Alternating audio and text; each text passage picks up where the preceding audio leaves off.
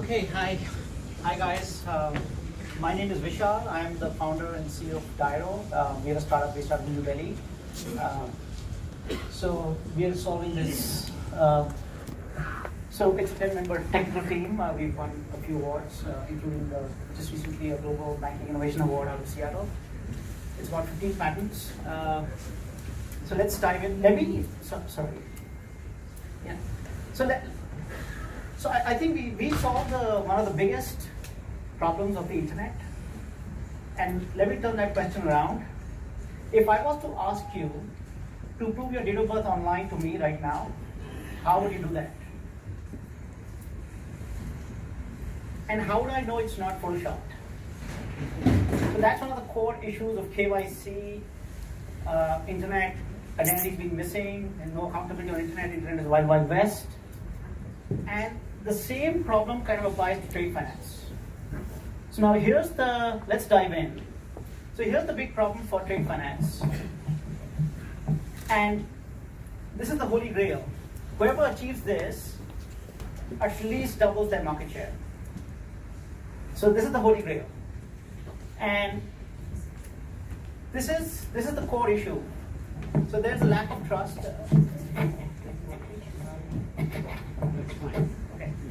All right. So this is the core issue. There's a lack of trust between the exporter and the importer. And upload of documents by the exporter is not sufficient for the importer to trust and pay. And so that's why people use physical documents, paper documents, and that's time-consuming, causes liquidity, hampers liquidity, and limits the market size. So now here's the impact on the bank: poor organizational visibility, risky. There are multiple. I think we're all aware of these impacts, and the customer suffers because of this. But it's time-consuming, financial costs, operational costs, and damn rich costs sometimes. It can go up to 20 days sometimes. These LCs, if there's risk commencing it. So now here's the core, larger, bigger issue that the original documents don't exist online. And this is so in this game, there are a lot of banks, a lot of consortiums trying to achieve this game and win this game. And they all the ecosystems require all the stakeholders to join the game. And only then they can independently authenticate those documents. I mean, every participant of that transaction has to be present on the network to authenticate. That's the issue. And the problem is, there are a lot of stakeholders in a trade transaction. Like, for example, there are like 10 players, there are at least 10 competing people in one industry. There are 10 across industry. There are multiple players across the industry. And then there are like all the country pairs. All of 200 countries have to talk to other 200 countries. So there's another issue. So the overall combinations and fragmentation goes up to at least 100,000. And there's lack of standardization in this industry. So it kind of becomes impossible. So how it works right now is the current situation in the market is the exporter can upload their documents and sign them. So that's trustworthy. The shipping documents can be verified by ESS docs and Bolero. But for the rest of the players, there is no way to verify these documents. So what Dyro does, it comes in and verifies all these things directly from the independent source,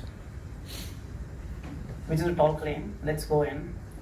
So now Dyro can capture and verify any document online directly from the original source,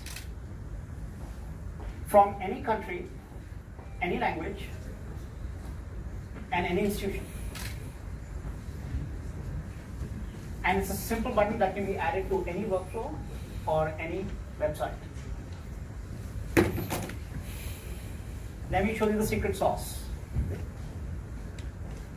Here's the secret sauce. It's a pretty simple idea, which has massive impact.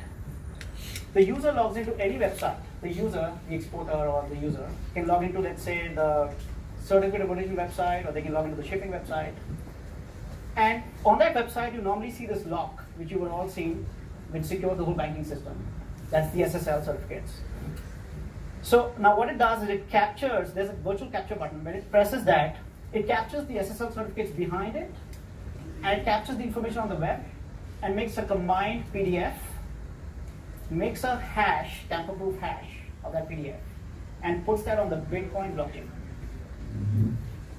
So you get this document coming from the absolute original source, which is now has a hash and the origin, and which can't be tampered, and it's directly embedded into the Bitcoin blockchain. And we encrypt that and put it on the cloud, which is then accessible and can be reused, and anybody can verify it in a decentralized way. So one of the core problems of blockchain is if you take garbage and put it on blockchain, it becomes immutable garbage. So this kind of solves that problem. So let me give you a demo of how it looks and works. So this would be an exporter portal, which the Citi would offer to their exporters or importers. It's a sample, it's an idea, I mean, this is a mock. And it'll be like a Citi Direct portal. And the exporter would simply go in and let's say press this button, they want to verify this document. And based on the country the exporter is in right now, he would be presented with these websites, possible websites where he can go to. He'll click that, he'll take it to the website, he will log in and sign in, and you are inside. Now he go to the page, let's say he goes and presses this certificate of origin, right? And then goes and presses this capture button here, and boom, it's done. That's it. Let's say you want to verify the shipping insurance document. You go to the insurance website, log in, and you have this page here. You show the certificate, which is here. And then you simply go and press this capture button, and boom, done. In the background, it creates a PDF like this. Let me show you the other one. In the background, it creates a PDF like this. And it creates a certified original document which tells you all the sources. All this information comes from the SSL certificate here, and the SSL certificate itself, and the IP route, and all the DNS, and Alexa ranking, all those things, all the forensic data. And there's no way to hack this. It's based on a complete cryptographic engine, end to end. So let me move forward. So what we just saw is this simple button which can get into any website. And when you press that button, it's technically giving you a consent. It's like a GDPR powered button instead of GDPR.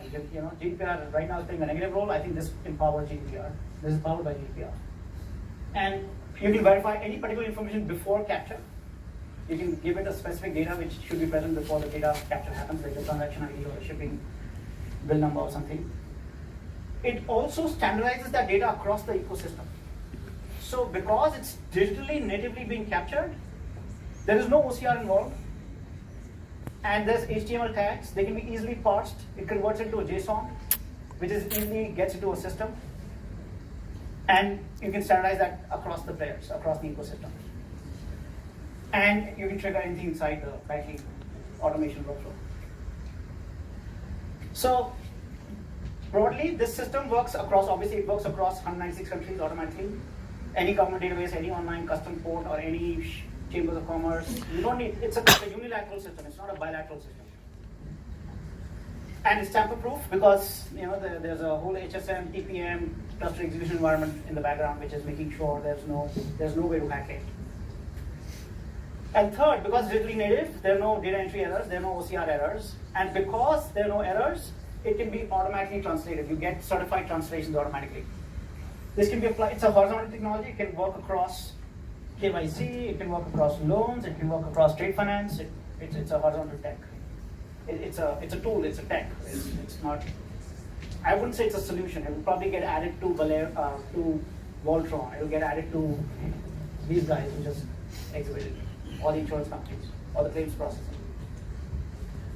So it has 5 different types of intelligence. It has complete fraud intelligence in the background. It has navigation, it provides navigation intelligence to that website and the page, like the tool up to the login page, and we can build further intelligence to take it to the login page. So there's a pre-qualification intelligence. It qualifies that capture before it gets into the system. So it knows the right transaction page is coming into the system. So you can pass those as fields. So there's a parsing intelligence and automation intelligence, and there's a language intelligence. So now, what's in it for Citi? I think there's a huge possible head start, which is there. Whoever gets this 24-hour transaction time first starts capturing it's a digital product. It's a new kind of product which emerges in the market, and that's the holy grail. So through Dio, the Digital Trade Network, it can be expanded to wider set of clients without multiple third-party dependencies. It unlocks a wider market for digital trade globally. Faster liquidity to clients, so the clients and exporters and importers will love it. Faster access to goods, enables seamless transfer of title goods to the importer because it does all the third-party documents. Drastically reduces compliance. It crashes, it kind of limits the whole internal and external fraud possibilities. There is no fraud possible after this system because it's end-to-end cryptographic. There's no human intervention.